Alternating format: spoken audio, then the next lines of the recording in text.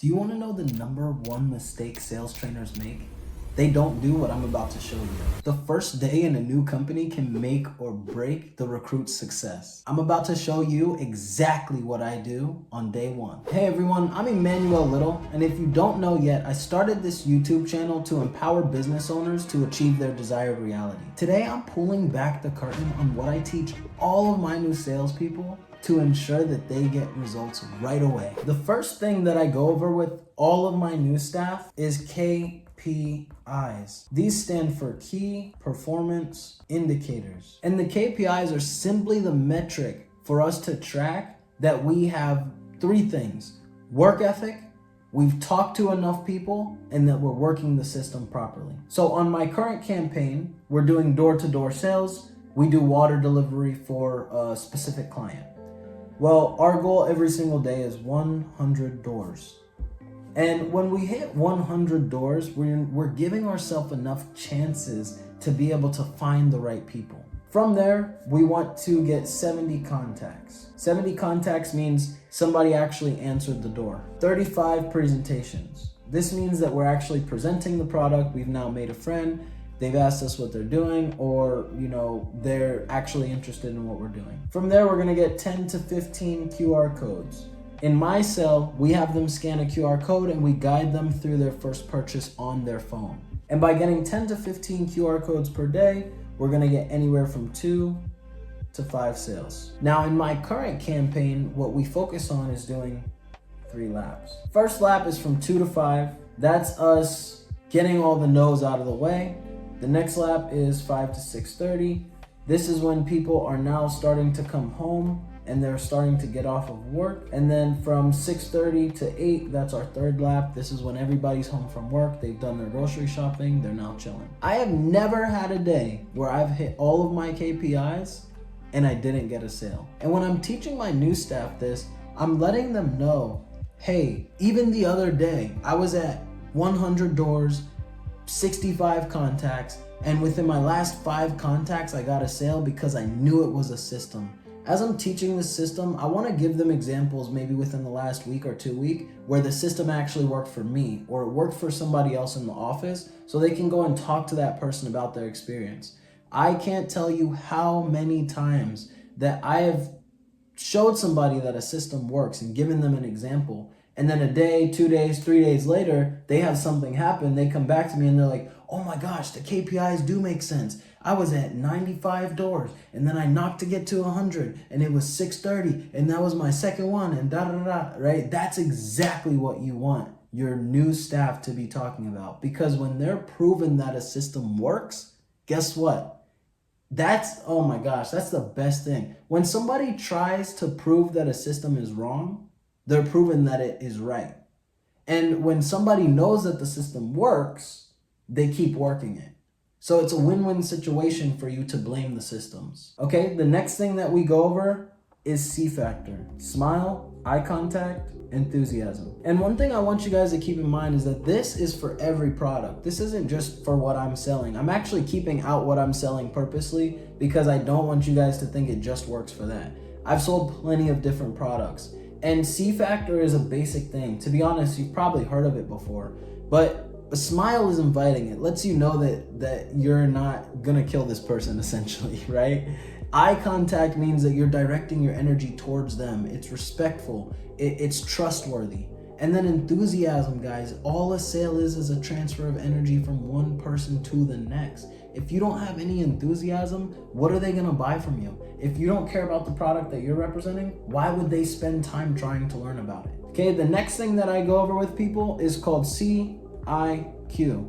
This is how we start conversations. We use a compliment, intro, question. So something like, hey, I really like your earrings. My name's Manny. What's your name? Right? Or, yo, those shoes are dope, bro. Dang, where did you get those from? Right? And when I'm complimenting, it needs to be like a compliment that I actually care about. I'm not gonna say, I like your shirt, I'm Manny, what's your name? Right? Like, you gotta add a little bit of oomph into that compliment to like make sure that people know that you actually mean it. In another framework, to be honest, oftentimes I really just use compliment questions. So I'll just be like, yo, those shoes are fire, bro. Where did you get those? Or I'll be like, oh my gosh, yo, I love your accent. You must be from New York, right? Like in Orlando, mad people are from up north. I'm from Pennsylvania, so that's the number one way that I build rapport. I ask people where they're from. I ask people about their family. I ask people if they're into sports. I talk about dogs, clothes, all types of stuff. But compliment question, that's a really easy way to get the conversation started. Next thing that I go through is the 3 types of days. First type of day is an early day. Let's say we're out there from 2 to 8 and boom, we get our first sale at like 3 o'clock.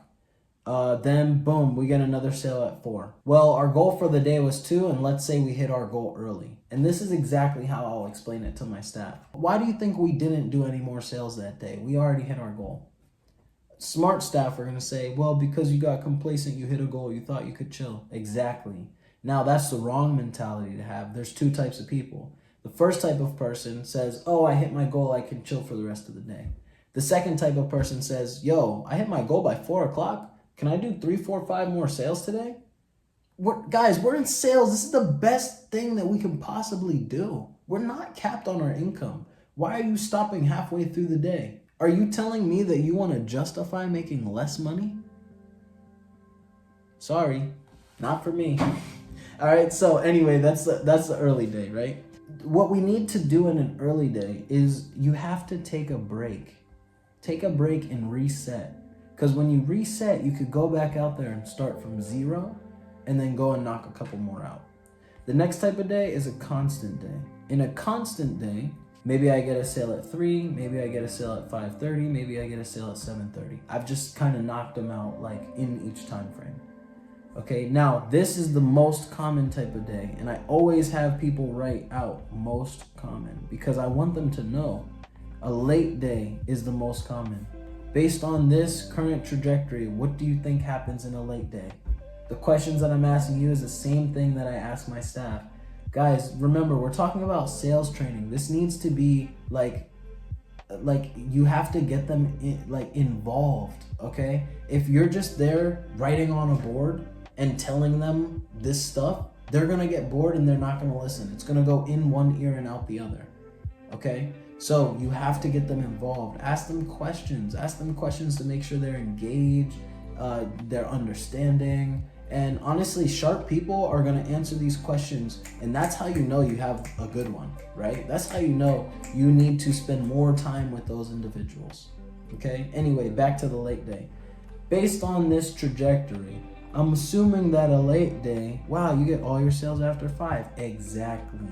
Let's say we're out there from 2 to 5, we get a couple closes, we get a couple good conversations, no sales yet. It's all right, I'm not gonna let that affect my day. Boom, 6:30 comes around, I get my first one. 7:30, boom, I get another one. I got a call back at 8, boom, get another one, right?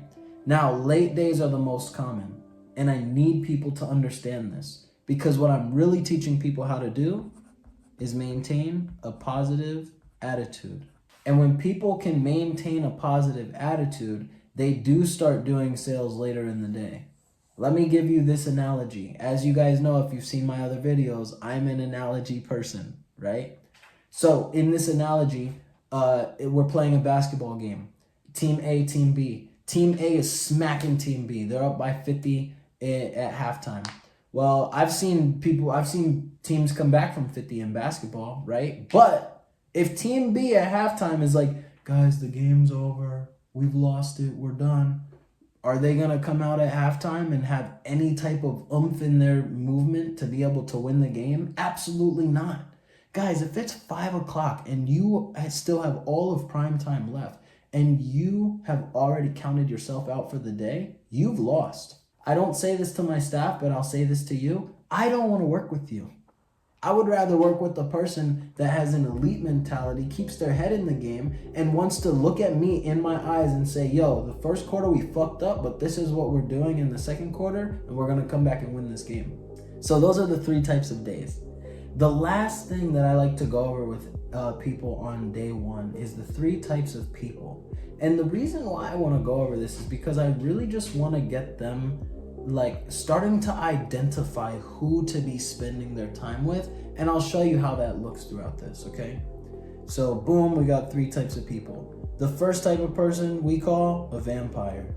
Yo, vampires that are suck your blood, bro. 90% of people are gonna be vampires. They're gonna say no in some form. No looks like a lot of different things. It could be nice, it could be rude, they could just say that they're not interested. There could be a language barrier. Maybe they just speak Spanish, you don't speak any Spanish. So those are vampires. They waste your time. Vampires suck your blood. This person is trying to suck all of your energy out of you, right? And if you spend your time with them, you're gonna feel absolutely drained. The next type of person, 8%, these are our fence sitters. These are people that are not saying yes, they're not saying no. They're saying maybe. These are people that are like asking you more questions, okay? These are people that give you rebuttals, like, oh, I need to think about it, my spouse, like, will you guys be here tomorrow? Like, do you have a link? Da da da da, right? Like with the fence sitters, what I do is I stop selling. Whatever you say to a fence sitter is not gonna help them like just change their mind right now. You actually just need to figure out the real problem and figure out if they're actually interested in your product. In my opinion, the whole point of a fence sitter is we either want to put them over here or we want to put them over here. And we just need to figure out which direction they're gonna go. And a really good way to do this is to stop selling and just build a relationship. So if I'm in the middle of my sales process and this person is like, oh, I just don't know if I want to do this yet, I'm physically actually going to take a step back from them, give them space, right? Sales is psychology as well. Give them space. And I'm going to say, yo, actually, like I noticed your Chiefs flag. Are you from Kansas City? Or I'm just going to ask them something random. Like I want to redirect the conversation to them just feeling like I'm the coolest fucking person and we're into the same stuff, because that's going to turn them into a yes or a no, right? Fence sitters buy because they like you and they trust you. So if you want someone to trust you, you need to stop selling and you need to become their friend. The last type of person, 2% of people, are happy, positive, ready to buy. They say yes. They already know about the company. They're the type of people that maybe they've had this service before with another company and they canceled it and now they're like open to seeing a new one. These people like are ready to buy. Guys, don't do anything special with these people. Follow the system. Just take them through the process. And so when I'm training my new staff, I'm gonna break it down for them like this. Well, there's two groups of people that we want to spend most of our time with. Who do you think that is? Exactly, the 8% and the 2%. Now, we want to spend 90% of our time with this 10% of people, and we want to spend 10% of our time with this 90% of people. And over the course of the day, if we can simply just spend more time with the individuals that are interested, what's gonna come from that is more income. But it all starts with making a friend. Now, for my sales trainers here, I want to show you guys exactly what we've gone over in this first day training. We've hit the 3 basic principles of sales. The first principle of sale, I'm going to put it in blue, is work ethic. The second principle of sale is positive attitude, okay? And the third principle of sales is enthusiasm. If you knock those 3 things out in every single interaction, I guarantee you that you're gonna find more success than failure. Now, all the training in the world does not matter if they don't take action. So in between you working with this person on your first day, find those gaps where you can remind them of the systems, or ask them which type of person they saw today, or ask them what type of day do they think we're having, or ask them where their KPIs are. And most importantly, when you're in the field with them on their first day, make sure that you are making it a point to utilize these systems as well. Being copyable is the number one thing that's gonna raise your income as a sales trainer. As a sales trainer, you aren't just making income from your own sales, but now you are able to duplicate and replicate yourself time and time again. And so people are going to follow what you do, not what you say. Show them that what you do and what you say is the same thing, and that level of congruency and continuity is going to be displayed all throughout the culture of your team. And training does not just stop after day one. Okay? Follow up with your salespeople. Make sure they're going back through their notes. Have a plan for them every single day. The reason why we have people track their KPIs is so that we know what to teach them, right? I need to know what you need to work on because I told you that I was going to help you make money in this position. And if I don't, I'm a liar. I don't like being a liar. So make sure that you follow up with your salespeople and have a plan that goes more than just one day.